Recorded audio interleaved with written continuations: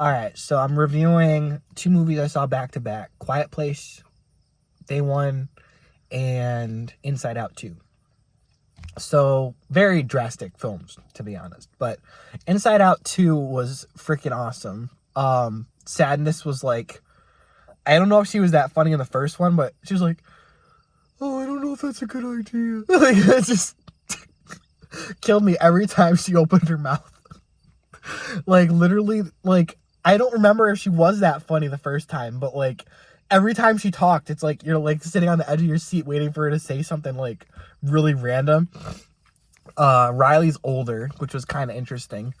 No spoilers, but they kind of went a little liberal, not like almost like right wing, I would say, but you kind of have to watch it to determine that. But it was really good. Obviously you have to see the first one and know what's going on, but they reintroduced, like, they have like new emotions and stuff.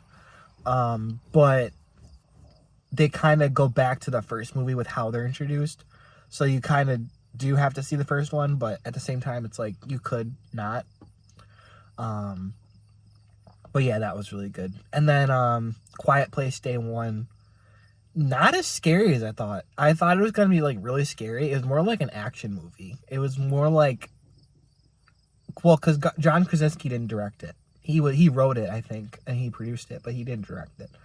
And it's like different. It's like, well, it's like borderline disaster, like apocalypse type thing, which it would make sense because it's the first day of the creatures or whatever. So,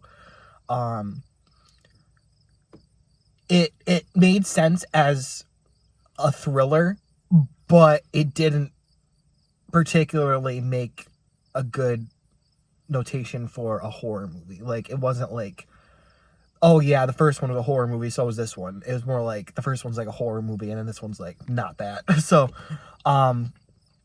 it's got like there was very minimal characters. I think there was like, like people running, and then there was like the main character, and then there was like another main character, and it's like there's like not a lot of cast, to be honest, and it kind of makes it for a more interesting story because you're like, what's gonna happen to him? What's gonna happen to her? And you're just like on the edge of your seat. I saw it in theaters. I would recommend waiting for streaming. Honestly, it's not really worth theaters. I think that's just me. I had a good time, but I think Inside Out was better.